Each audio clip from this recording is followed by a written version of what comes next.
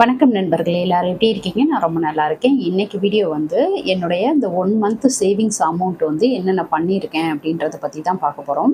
All over நான் வந்துட்டு gold save பண்ணுறதா இருக்கட்டும், இல்லை சில்வர் அமௌண்ட்டு சேவ் பண்ணுறது, இது மாதிரி எல்லா விதமான சேவிங்ஸுமே வந்து சொல்லியிருக்கேன்.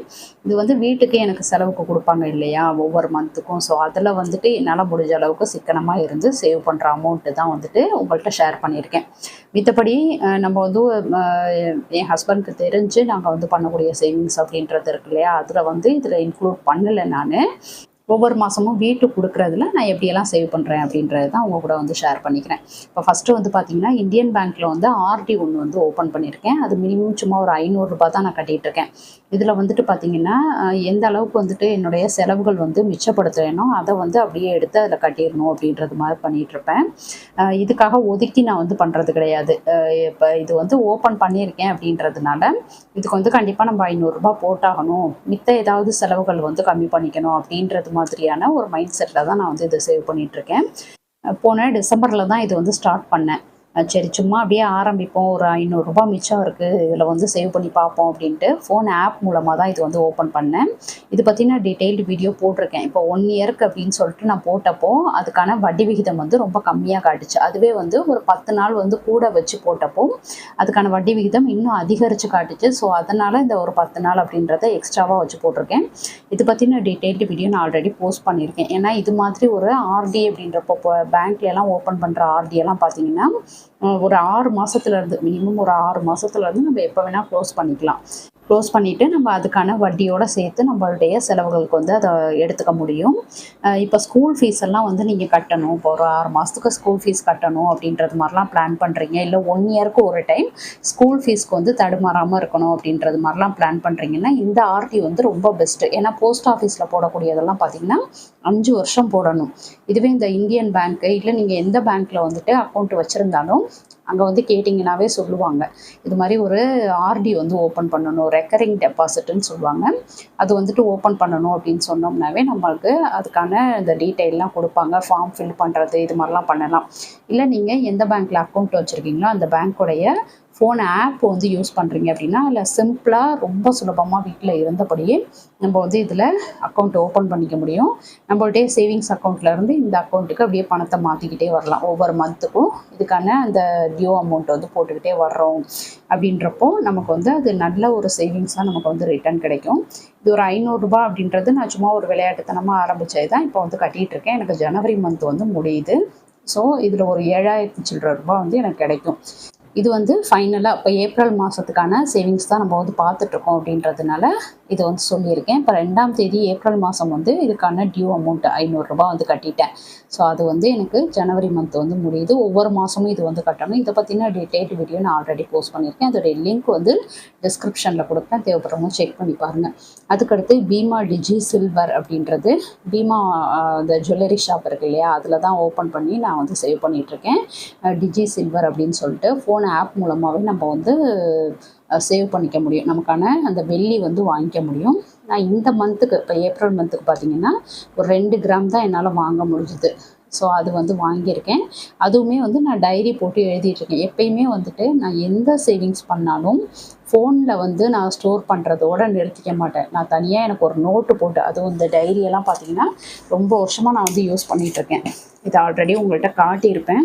எனக்கு இதில் வந்து நோட் பண்ணி வச்சா தான் மனசுக்கு திருப்தியாக இருக்கும். நம்ம எப்போ வேணால் எடுத்து பார்க்க முடியும் என்னென்ன சேவிங்ஸ் பண்ணியிருக்கோம் அப்படின்னு சொல்லிட்டு.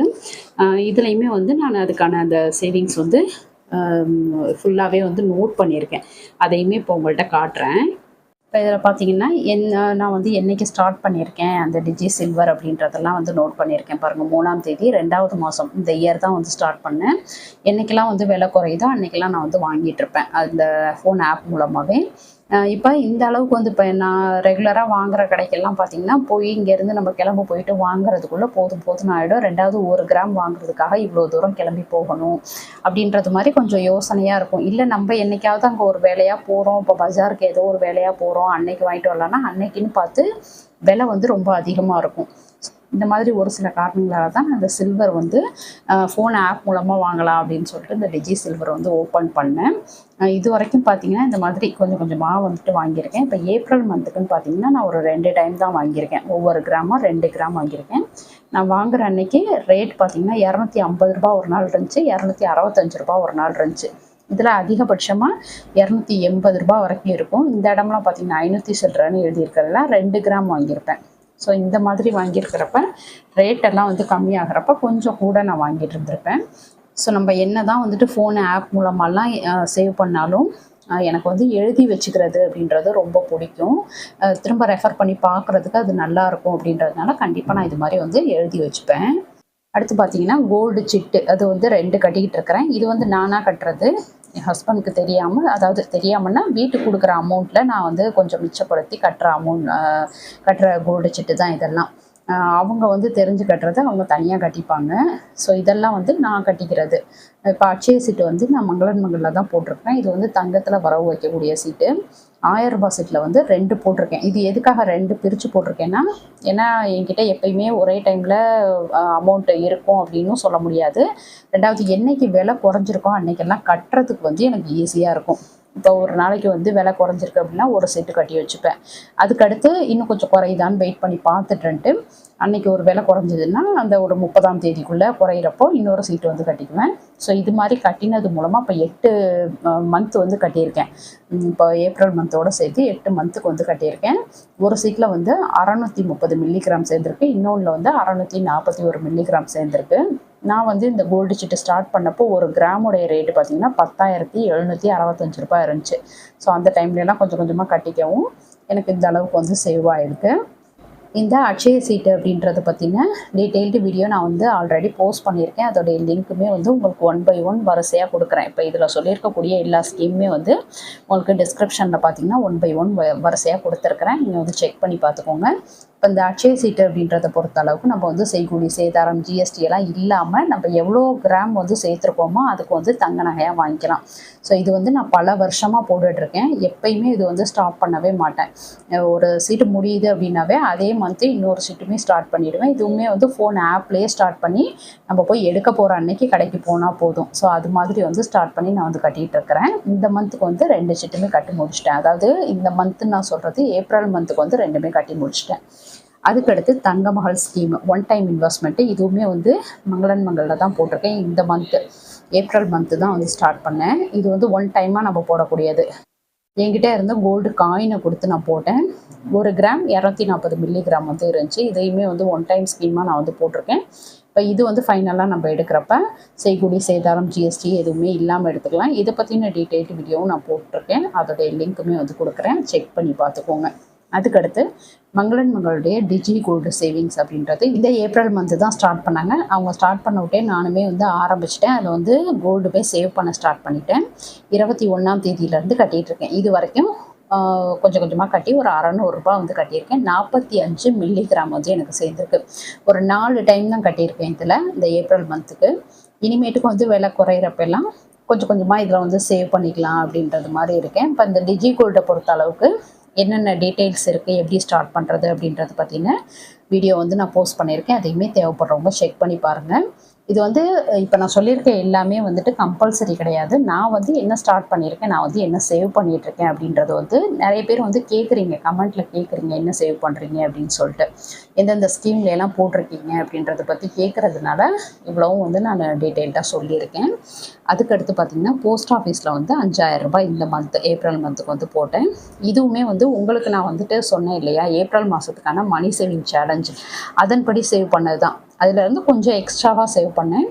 இதுவுமே வந்து ஒரு சில விஷயங்களில் எக்ஸ்ட்ராவாக நான் வந்து சேவ் பண்ணது தான். இப்போ இந்த டைம் வந்துட்டு ஏப்ரல் மந்த் வந்து சமயபுரம் தேர்லாம் போயிருந்தோம். அப்போ கோயிலூருக்கு போகிறப்போ மேக்ஸிமம் என் பசங்க வந்து ரொம்ப வெயிட் பண்ணி பார்க்க வேணாம், சீக்கிரமாக போகணும், வீட்டுக்கு போயிடணும் அப்படின்ட்டு அவங்க வந்து இந்த டிக்கெட் எடுத்துகிட்டு போகிறதுல தான் வந்துட்டு போவாங்க.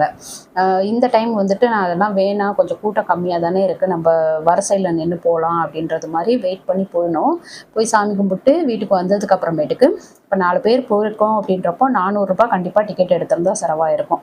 அந்த ரூ. 400 நான் கேட்டு வாங்கிப்பேன். இப்போ டிக்கெட் எடுத்திருந்தா நீங்கள் கொடுத்துருப்பீங்கன்றது மாதிரி நான் கேட்டு வாங்கிப்பேன். என் ஹஸ்பண்டும் கொடுத்துருவாங்க. ஸோ அதெல்லாம் வந்து சேவ் பண்ணி வச்சுக்குவேன். செலவாயிட்ட மாதிரி நினச்சிட்டு சேவ் பண்ணி வச்சுக்குவேன். இந்த மாதிரி ஒரு சின்ன சின்ன விஷயங்கள் தான். வெளியிலலாம் போகிறோம், ஒரு டூர் போகிறோம் அப்படின்னாலுமே ஏதாவது செலவுக்கு வந்து என் கையில் கொடுக்குற பணத்தை வந்து ரொம்பலாம் நான் வந்து செலவெல்லாம் பண்ண மாட்டேன். மேக்ஸிமம் வந்து அதை எப்படி வந்து சேவ் பண்ணி வச்சுக்கலாம் அப்படின்றதுல தான் இருப்பேன். ரொம்ப முக்கியமான தேவை அப்படின்னா செலவு பண்ணிக்குவேன். மித்தபடி வந்து அனாவசியமான பொருட்கள் வாங்கணும், இல்லை தேவையில்லாமல் ஆடம்பரமாக ஏதாவது செலவு பண்ணணும் அப்படின்றதுக்கெல்லாம் வந்து நான் செலவே பண்ண மாட்டேன். ஸோ அது மாதிரிலாம் கொஞ்சம் கொஞ்சமாக சேவ் பண்ணி வச்சு இந்த மந்த்துக்கு வந்து ஒரு 5000 ரூபாய் வந்து சேவ் பண்ணியிருக்கேன். அதுவுமே வந்துட்டு என்னுடைய இந்த போஸ்ட் ஆஃபீஸ் அக்கௌண்ட் இருக்கு இல்லையா, அதில் தான் வந்து போடுவேன். இது பார்த்திங்கனாக்கா ரொம்ப வருஷமாக இதில் வந்து அமௌண்ட்டு போட்டுட்ருக்கிறேன். மேக்ஸிமம் எடுக்க மாட்டேன். ஒரு 500, 100, 200 இப்படி கூட போடுவேன். என்கிட்ட என்ன அமௌண்ட் இருக்கோ அதை வந்து செலவு பண்ணாமல் அது மாதிரி கூட நான் வந்து போட்டு வைப்பேன். இந்த மந்த்துக்கு போட்டது வந்து காட்டுறேன். இப்போ இந்த மந்த்துக்கு பார்த்திங்கன்னா 30ஆம் தேதி வந்து போட்டேன். அந்த மந்தோடைய எண்டில் வந்து போட்டேன். 5000 ரூபாய் போட்டிருக்கேன் பாருங்கள். ஸோ இது மாதிரிக்கு வந்துட்டு என் கையில் அமௌண்ட்டு இருக்கிறப்ப எல்லாம் நான் கொண்டு போய் அக்கௌண்ட்டில் போட்டு வச்சுப்பேன். வேஸ்ட்டாக செலவாகிடும். இப்போ கையிலலாம் வச்சுட்ருக்கேன் அப்படின்னா ஏதாவது ஒரு அனாவசியமான செலவுக்கு இல்லை எங்கேயாவது வெளில போகணும் அப்படின்னாக்கா டக்குன்னு அதை எடுத்துக்கணும் அப்படின்றது மாதிரி நம்ம வந்து வீண் செலவு ஏதாவது பண்ணிவிடுவோம். இதுவே கொண்டு போயிட்டு ஒரு அக்கௌண்ட்டில் போட்டுட்டோம். இப்போ இது மாதிரி இதெல்லாம் வந்து ஏடிஎம் இல்லாத அக்கௌண்ட்டு. 2வது எனக்கு வீட்டிலேருந்து கொஞ்சம் தூரமாகவும் இருக்குது. அப்படின்றப்போ நம்ம ஒரு அமௌண்ட்டு வேணும் அப்படின்னா கூட போய் அங்கே நின்று வாங்குறது மாதிரி இருக்கும். கொஞ்சம் டைம் எடுக்கும். ஒரு 1/2 மணி நேரம், 3/4 மணி நேரம் அந்த மாதிரி வந்து ஆகும். ஸோ அந்த நேரம் போய் அங்கே நின்றுட்டுருக்கிறதா அப்படின்றது மாதிரிக்கு இதை வந்து கை வைக்காமல் இருப்போம். இது பாட்டுக்கு ஒரு சேவிங்ஸ் வந்து வந்துட்டுருக்கும். இதுவே வந்து ஏடிஎம் இருக்குது அப்படின்னா டக்குன்னு ஏதோ ஒரு இன்ட்ரெஸ்ட்டுக்காவது எடுத்து ஏதாவது செலவு பண்ணுறது, இல்லை ஒரு கூகுள் பே பண்ணுறது, அந்த மாதிரி விஷயங்களுக்கு வந்து யூஸ் பண்ணிடுவோம் இல்லையா. ஸோ அதனால தான் வந்து ஏடிஎம் இல்லாத அக்கௌண்ட்டில் வந்து பணம் போட்டு வைக்கணும். அது வந்து ரொம்ப நல்லது அப்படின்ட்டு அதுக்காக தான் சொல்கிறேன்.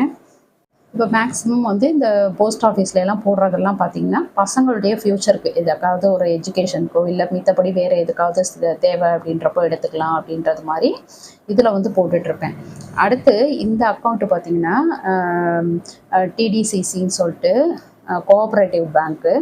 இதில் வந்து எங்கள் ஃப்யூச்சருக்காக தேவைப்படும், ஃப்யூச்சரில் வந்து எதுக்காவது தேவைப்படும் அப்படின்னு சொல்லிட்டு இது வந்து சேவ் பண்ணிகிட்ருப்பேன். இதுக்குமே வந்து ஏடிஎம்லாம் கிடையாது.